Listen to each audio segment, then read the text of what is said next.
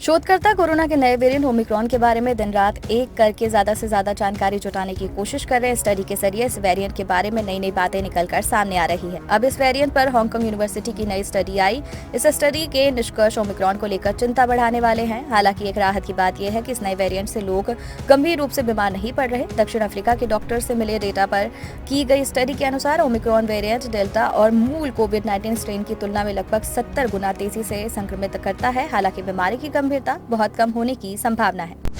क्या कहती है स्टडी में पाया गया कि संक्रमण के 24 घंटे बाद ओमिक्रॉन श्वसन तंत्र में बहुत तेज गति में फैलता है। शोधकर्ताओं की टीम का कहना है कि अपने मूल रूप की तुलना में कोरोना का नया वेरिएंट ओमिक्रॉन फेफड़ों के ऊतकों में 10 गुना कम प्रतिकृति बनाता है, जो संकेत देता है कि ये कम गंभीर है। स्टडी के अनुसार ओमिक्रॉन एक से दूसरे व्यक्ति में तेजी से फैलता है, लेकिन फेफड़ों में ऊतकों को उतना नुकसान नहीं पहुंचाता है जितना कि इसके पहले के वेरिएंट ने किया था। स्टडी के प्रमुख लेखक चान ने कहा, हालांकि कई लोगों को संक्रमित करके एक बहुत ही संक्रामक वायरस अधिक गंभीर बीमारी को मौत का कारण बन सकता है। भले ही वायरस खुद के कम रोगजनक हो, ओमिक्रॉन वेरिएंट और पिछले इन्फेक्शन से मिली इम्यूनिटी से भी बच सकता है, लेकिन इसके खतरनाक होने की भी संभावना हो सकती है। वैज्ञानिक अभी भी इसकी संक्रमकता की दर पता लगाने की कोशिश कर रहे हैं। दक्षिण अफ्रीका में पहली बार पाए जाने के 3 सप्ताह के भीतर ही ये वेरिएंट कम से कम 77 देशों में फैल चुका। ओमिक्रॉन के मरीजों का इलाज करने वाले डॉक्टर्स का भी कहना है कि अब तक के अधिकांश संक्रमण हल्के हैं और मरीजों को अस्पताल में भर्ती होने की जरूरत नहीं पड़ रही है। कई शोधकर्ता इस बात की भी संभावना जता रहे हैं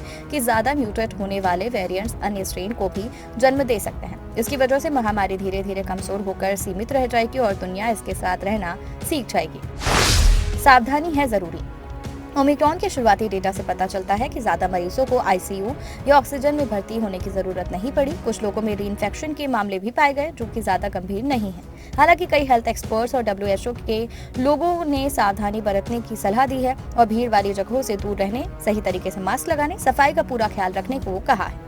कोरोना वैक्सीनेशन से जुड़ी जानकारी के लिए हमारे चैनल को सब्सक्राइब कर लीजिए।